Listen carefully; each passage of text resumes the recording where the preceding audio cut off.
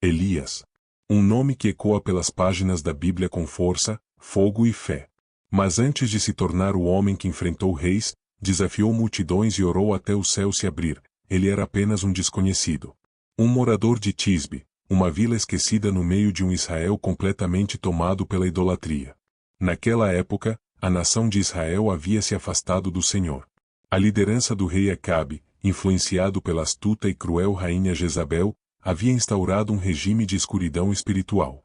Altares ao Senhor foram destruídos, os profetas calados, e em seu lugar, surgiram sacrifícios a deuses pagãos. Era como se a chama da fé estivesse quase se apagando. Foi nesse cenário sombrio que Deus decidiu agir. Não com exércitos, não com anjos, mas com um homem. Um homem simples, escondido entre as montanhas, mas com um coração inflamado pela presença do Altíssimo. O chamado de Elias não começou com trovões, mas com silêncio, obediência e um coração disposto. Sua vida seria marcada por milagres, confrontos e momentos de solidão profunda. Mas também seria um farol de esperança, mostrando que mesmo quando tudo parece perdido, Deus ainda tem um plano. A história de Elias não é apenas sobre o passado. É um espelho. Um chamado à consciência espiritual. Uma jornada que nos convida a refletir. Quando tudo ao nosso redor parece estar em ruínas, será que Deus também está nos chamando para sermos uma voz em meio ao silêncio? Ao longo deste vídeo, você vai conhecer não apenas os milagres e grandes feitos do profeta Elias, mas também sua dor, seus medos, sua depressão e sua esperança. Vamos entender o contexto cultural e espiritual em que ele viveu, os detalhes que tornam sua missão ainda mais impressionante, e como a sua vida continua ecoando até os nossos dias. Prepare-se para caminhar por riachos secos, presenciar fogo do céu, ouvir a voz de Deus no silêncio, e descobrir que a verdadeira força de um profeta não está em sua aparência, mas em sua entrega total. Antes de continuarmos essa história poderosa, quero te fazer um pedido especial. Se esse conteúdo está abençoando a sua vida, curta o vídeo, deixe seu comentário e se inscreva no canal. Isso ajuda essa mensagem a alcançar mais pessoas e espalhar a fé em um tempo onde tantos se afastaram da verdade. Seja parte ativa desse mover, compartilhe a palavra de Deus com quem precisa. Antes que houvesse fogo no Monte Carmelo, antes que os céus se fechassem ou os corvos trouxessem pão, havia apenas um jovem desconhecido, andando pelas colinas de uma cidade esquecida chamada Tisbe. Era um tempo sombrio em Israel. O povo havia se afastado do Deus que os tirara do Egito com braço forte. Agora, inclinavam-se diante de imagens feitas por mãos humanas. O trono estava ocupado por Acabe, um rei fraco e facilmente manipulado. E atrás dele, movendo os cordões da idolatria, estava uma mulher cujo nome viria a simbolizar corrupção espiritual, Jezabel. Uma rainha estrangeira, devota de Baal e Azerá, que sistematicamente erradicava a adoração ao Senhor, substituindo-a por cultos imorais e práticas pagãs. Altares eram derrubados. Profetas, perseguidos. E a voz de Deus, silenciada. Pelo menos, era o que parecia. Nesse cenário devastado espiritualmente, nasce Elias. O texto bíblico não detalha sua infância, mas sabemos que ele veio de uma terra simples, Tisbe, em Gileade, uma região montanhosa e rural, distante das decisões palacianas e longe da política religiosa de Samaria. Ele não era sacerdote. Não era nobre. Não tinha linhagem ilustre. Elias era um homem comum. Mas seu coração era inflamado por algo que poucos tinham, zelo pelo Senhor. Enquanto os outros se rendiam à cultura dominante, Elias guardava no coração os ensinamentos antigos. Talvez seus pais, humildes camponeses, ainda recitassem os feitos do Deus de Abraão, Isaque e Jacó ao redor da fogueira. Talvez ele, ainda menino, ouvisse histórias sobre Moisés e o Monte Sinai, sobre Josué e Jericó, sobre a travessia do Mar Vermelho, e dentro dele crescesse uma indignação santa diante do Estado de Israel. A chama do chamado começou a arder em silêncio. Era nos campos de Tisbe, enquanto contemplava as colinas e o pôr do sol dourado, que Elias percebia uma inquietação que os outros não sentiam. Uma dor silenciosa diante da decadência. Um peso espiritual que aumentava a cada relato de idolatria e corrupção. Não há relatos de voz audível nem visões espetaculares nesse início. Mas como todo verdadeiro chamado, o de Elias nasceu no secreto, na fidelidade silenciosa de quem observa o mundo ruir e decide, mesmo assim, permanecer firme. Sua fé não era uma herança cultural. Era uma escolha radical. Israel precisava de uma sacudida. E Deus, como sempre fez, escolheu alguém improvável. Não um líder já estabelecido, mas um homem invisível aos olhos da sociedade, porém profundamente visível aos olhos do Altíssimo. O chamado profético não é um convite confortável. Não vem com garantias de aceitação ou aplausos. Vem com peso, com missão, com confronto. E foi isso que Elias recebeu, o peso de ser a voz do Deus vivo em uma geração que havia perdido o som da verdade. E então, de forma súbita, Elias se levanta. Não há uma transição lenta entre o anonimato e o palácio. De repente, lá está ele, um homem do deserto, vestindo roupas rústicas, enfrentando o rei Acabe com uma ousadia que ninguém havia ousado antes. Um simples servo de Deus desafiando a liderança corrompida de Israel. Mas antes disso, antes da aparição pública, houve dias, talvez anos, de preparo secreto. Porque antes de falar com reis, é preciso ouvir a voz do Rei dos Reis. E Elias havia aprendido a ouvir. O contexto histórico é importante para entender o peso dessa missão. Israel, naquele período, estava dividido em dois reinos. O reino do norte, Israel, havia rompido com a linhagem davídica e instituído sua própria estrutura religiosa. Era um povo acostumado com desvios espirituais, mas Jezabel levou isso a outro nível. O culto a Baal não era apenas adoração falsa, envolvia rituais com cortes, sacrifícios humanos, prostituição cultual e todo tipo de degradação. Era uma guerra espiritual declarada. E Deus precisava levantar um guerreiro espiritual. Elias não foi preparado em escolas teológicas. Foi moldado pelo zelo, pela obediência e pela separação. Ele não buscava destaque, buscava santidade. Não queria multidões, queria fidelidade. Talvez, ao andar pelas ruas de Tisbe e ver os vizinhos envolvidos em práticas pagãs, o coração de Elias queimasse em angústia. Talvez chorasse em oração pedindo que Deus fizesse algo. Talvez clamasse por uma intervenção. E Deus, então, respondeu: você será essa intervenção. O chamado de Elias nos confronta com uma realidade dura. Deus levanta seus profetas quando o povo se afasta. E ele nem sempre escolhe os mais visíveis, escolhe os mais disponíveis. Elias não era perfeito. Nem sabia o que o aguardava. Mas ele disse sim. E esse sim mudaria o curso da história de Israel. Sua voz, ecoando no palácio de Acabe, seria a primeira de muitas. E sua vida, marcada por milagres e maravilhas, também seria marcada por dores e solidão. Porque o caminho da verdade nem sempre é aplaudido, mas é sustentado por Deus. A pergunta que fica é: quantas vezes Deus também nos chama para sermos uma voz em meio ao caos, e nós nos calamos por medo de rejeição? Será que estamos prontos para sermos Elias em uma geração que prefere o silêncio confortável à verdade incômoda? Não havia mais tempo para silêncio. O momento havia chegado. Elias não carregava coroas nem títulos oficiais, mas carregava algo infinitamente mais poderoso, a palavra do Senhor. E foi com essa autoridade invisível que ele atravessou os portões do palácio de Samaria e se colocou diante do trono mais perverso de Israel, o trono de Acabe. O rei, cercado por conselheiros, riquezas e ídolos, talvez nem soubesse o nome daquele homem rústico que ousava encará-lo com tamanha firmeza. Mas Elias não estava ali para ser reconhecido, e sim para anunciar o juízo de Deus. Seus olhos queimavam como brasa viva. E seus lábios, sem tremer, proferiram uma sentença que calaria o céu. Tão certo como vive o Senhor, o Deus de Israel, diante de quem estou, não cairá orvalho nem chuva nos próximos anos, a não ser pela minha palavra. A sala ficou em silêncio. O ar, pesado. Acabe não estava diante de um rebelde comum. Estava diante de alguém que carregava nas palavras o peso do céu. E, sem explicações, Elias se retirou, deixando para trás um palácio que logo seria assolado por poeira, sede e desespero. A seca começou de forma quase imperceptível. Um céu sem nuvens. Uma estação mais quente do que o normal. Mas os dias se tornaram semanas. E as semanas, meses. Os rios minguaram. As colheitas falharam. Os animais definharam. E o povo, já confuso espiritualmente, agora via o corpo da terra refletir o espírito da nação, seco, rachado, infértil. O silêncio do céu era o grito de Deus. Mas enquanto o povo sentia fome, Elias recebia provisão.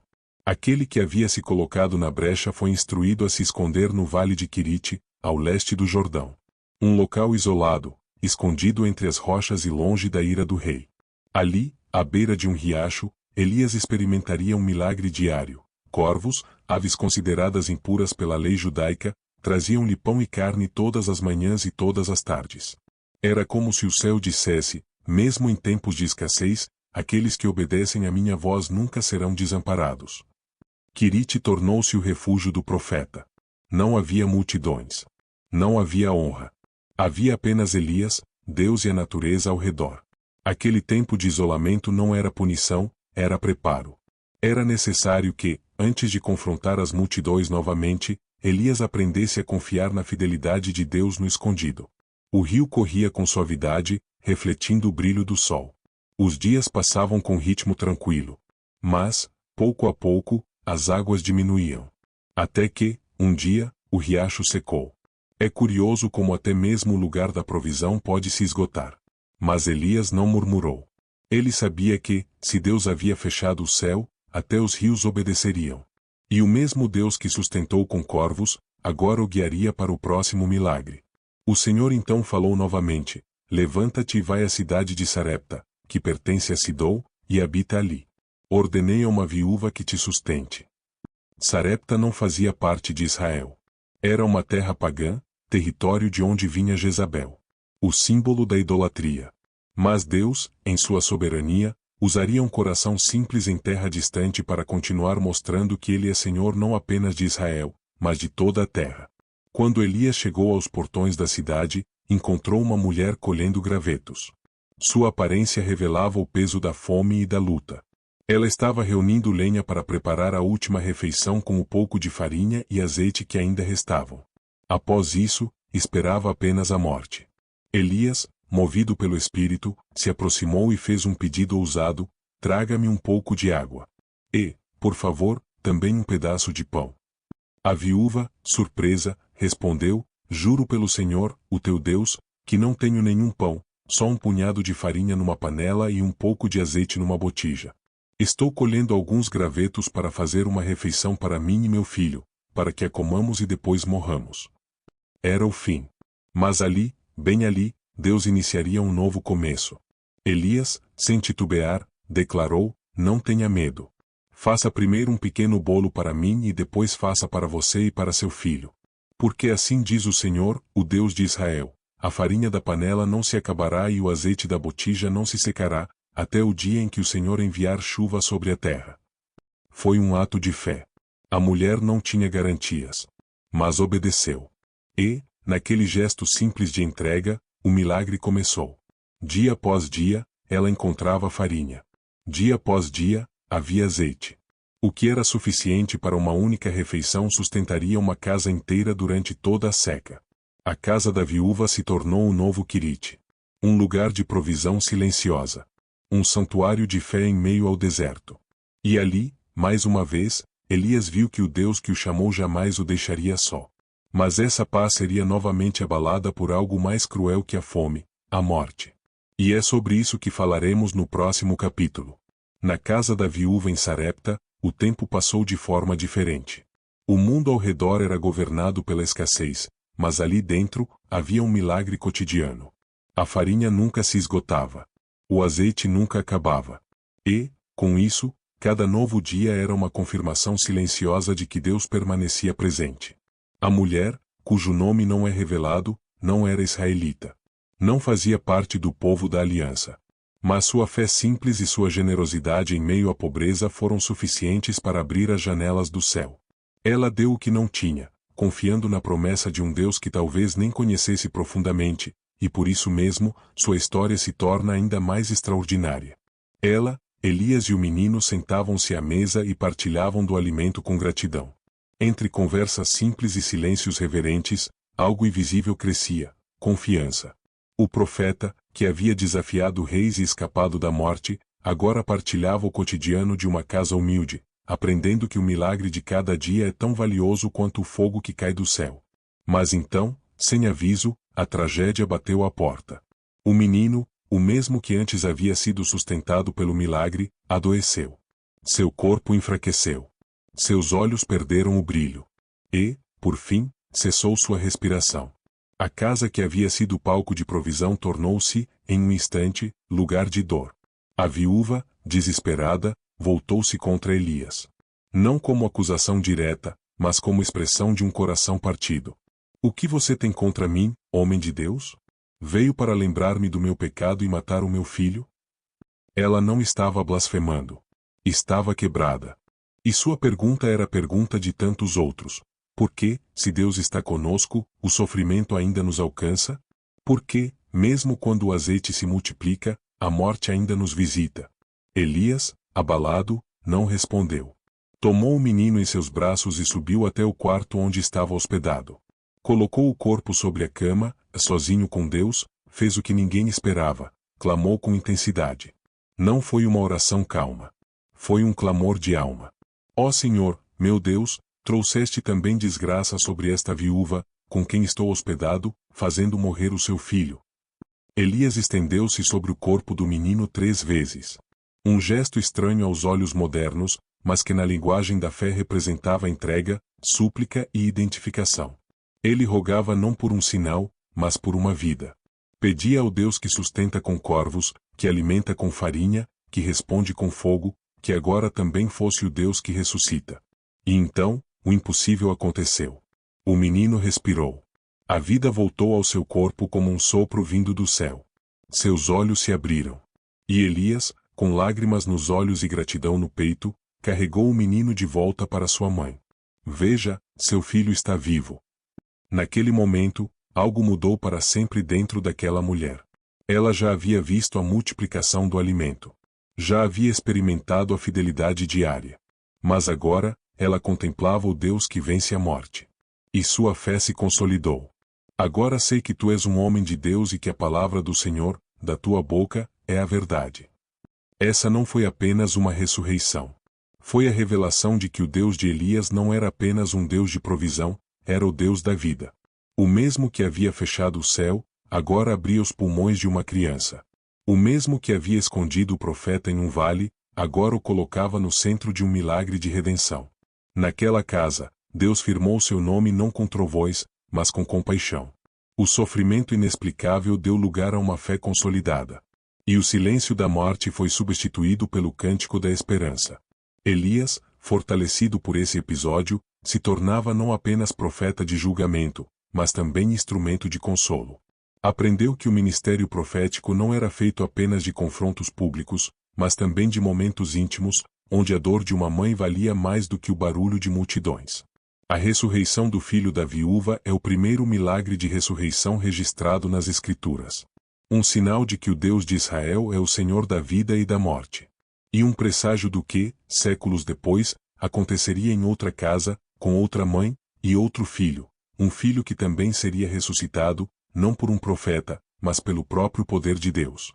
Elias, ao descer daquele quarto com o menino nos braços, carregava algo a mais, a certeza de que sua missão não era apenas denunciar, mas também restaurar. E essa convicção o acompanharia até o Monte Carmelo, onde o destino espiritual de Israel estaria em jogo. Mas antes disso, um novo chamado estava por vir. O tempo da espera estava chegando ao fim. A seca havia cumprido seu propósito. E Deus estava prestes a falar novamente. 3 anos se passaram desde que Elias proferiu a sentença diante do rei Acabe. 3 longos anos sem chuva. 3 anos em que o céu ficou calado, a terra rachou, e o povo murchou como as folhas secas no campo. A escassez tornou-se rotina. A fome, um vizinho constante.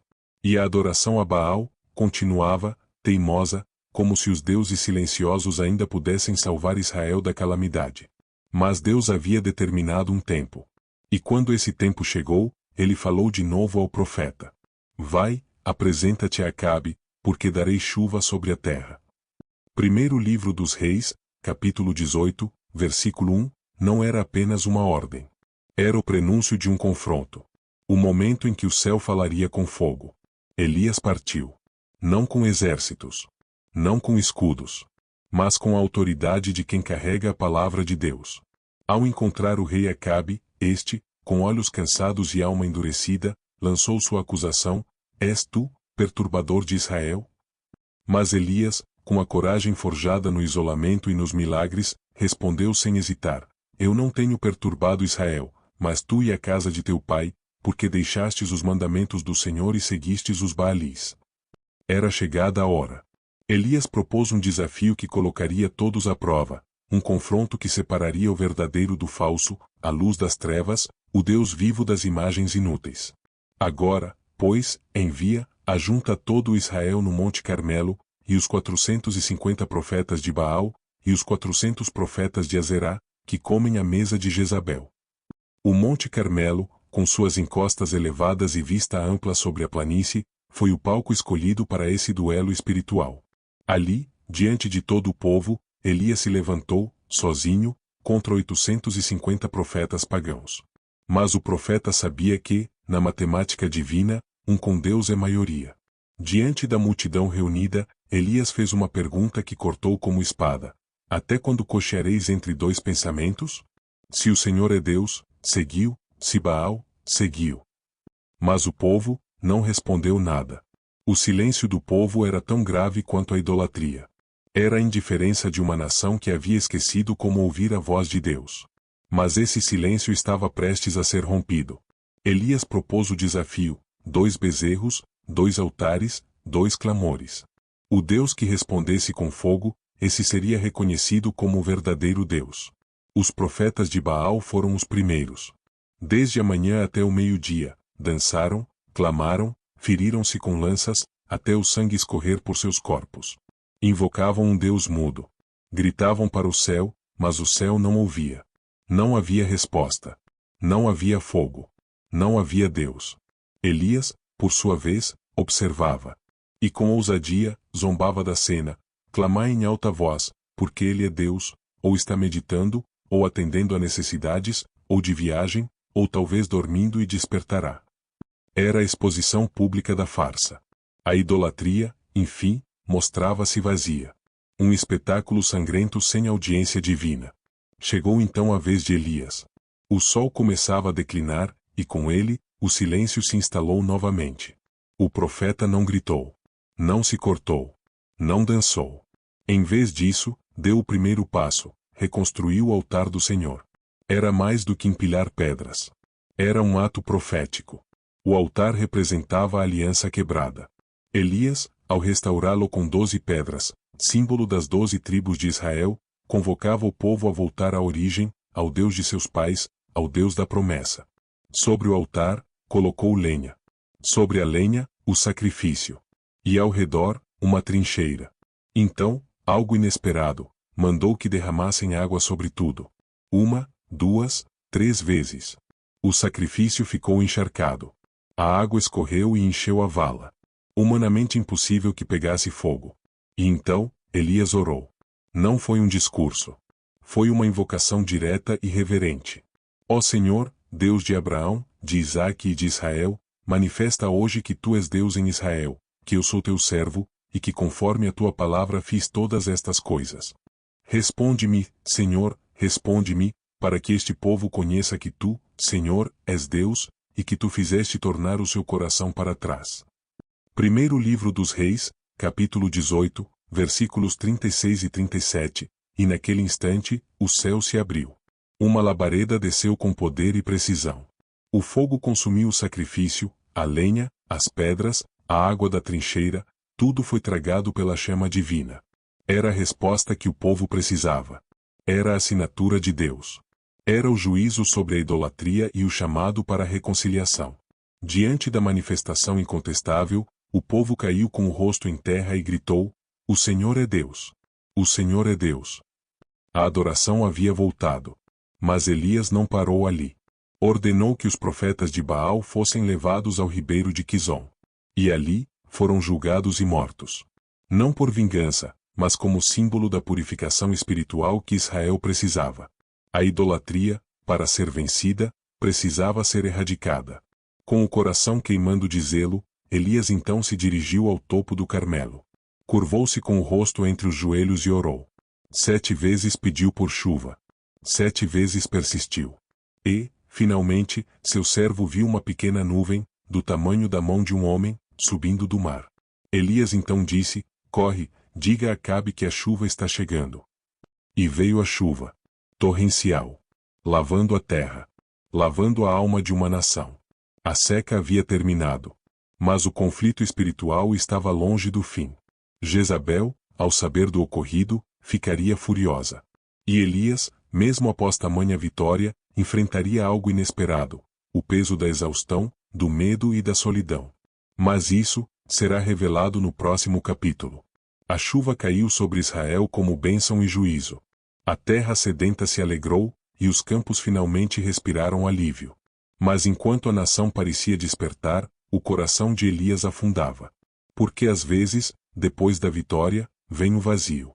Jezabel, a rainha que não conhecia limites, ao saber do que havia acontecido no Carmelo, a derrota de seus profetas, o clamor do povo, o fogo que desceu dos céus, não se quebrantou.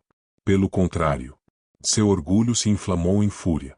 Mandou um recado direto para Elias: assim me façam os deuses, e outro tanto, se até amanhã, a estas horas, eu não fizer com a tua vida o que fizeste com os profetas de Baal. Primeiro livro dos Reis, capítulo 19, versículo 2, era uma sentença de morte. E Elias, o mesmo homem que enfrentou reis e multidões, agora tremia diante de uma ameaça. Ele fugiu. Não por covardia, mas porque, como qualquer ser humano, havia um limite. A alma do profeta estava cansada. Ele não fugia apenas de Jezabel, fugia da exaustão, da pressão, da solidão de carregar um fardo tão pesado. Elias correu para o deserto. Caminhou um dia inteiro até que, finalmente, se deitou debaixo de um zimbro, uma árvore pequena, de sombra frágil, e ali desabou. Já basta, Senhor. Tira a minha vida, pois não sou melhor do que os meus pais. Versículo 4, essas palavras são um grito de alma. Elias, o profeta do fogo, agora pedia a morte. Seu coração estava despedaçado. Talvez sentisse que seu esforço foi em vão. Talvez achasse que, mesmo após tudo, nada havia mudado. Ele se sentia só. E quebrado. Quantas vezes nós também, depois de grandes vitórias, nos encontramos exatamente assim. Exaustos. Em silêncio. Com vontade de desistir. Mas Deus, ao contrário dos homens, sabe como cuidar de um coração abatido. Ele não repreende Elias. Não o confronta com gritos. Ele envia um anjo. E esse anjo toca o profeta com suavidade e diz: levanta-te e come. Ao lado de Elias, havia pão assado sobre brasas e uma botija de água. No meio do deserto, Deus prepara uma refeição. Não apenas para sustentar o corpo, mas para restaurar a alma. Elias come, bebe, e dorme novamente. O ciclo se repete. Mais uma vez o anjo toca, mais uma vez o alimento está pronto, mais uma vez a instrução é dada: levanta-te e come, porque o caminho te será sobremodo longo. Versículo 7, é assim que Deus trata o cansaço, com compaixão. Ele não exige que Elias reaja com força. Ele o alimenta com graça. Fortalecido, Elias caminha por 40 dias e 40 noites até o Monte Horebe, o mesmo monte onde, séculos antes, Moisés ouvirá a voz de Deus no meio da sarça. O Monte da Revelação. O lugar onde o céu toca a terra. Ali, Elias entra em uma caverna. E Deus, então, pergunta: que fazes aqui, Elias? Não era uma pergunta por informação. Era um convite à reflexão. Deus queria que Elias colocasse sua dor para fora. E ele respondeu com o coração ferido: tenho sido muito zeloso pelo Senhor, Deus dos exércitos.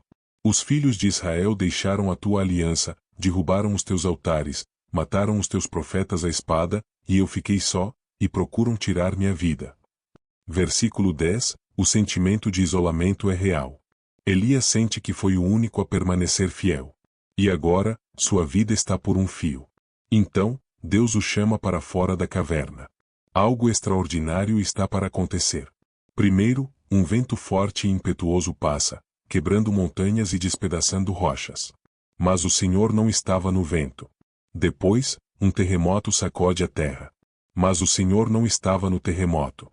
Em seguida, fogo consome o horizonte. Mas o Senhor também não estava no fogo.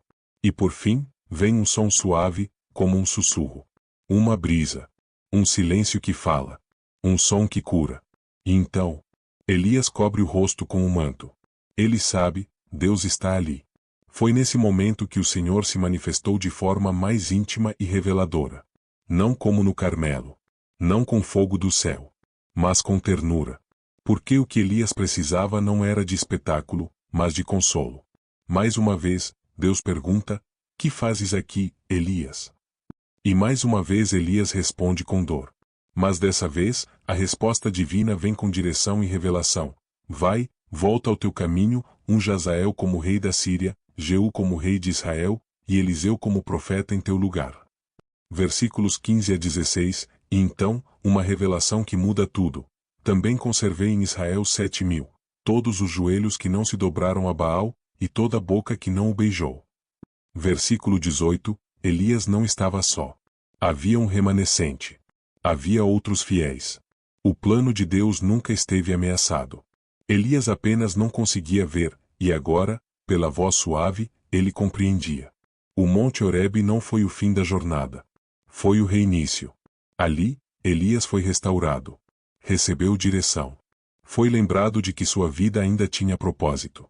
E, acima de tudo, foi amado. O profeta do fogo foi curado pelo sussurro de Deus. Porque há momentos em que o céu responde com trovões. Mas há dias em que ele vem com silêncio.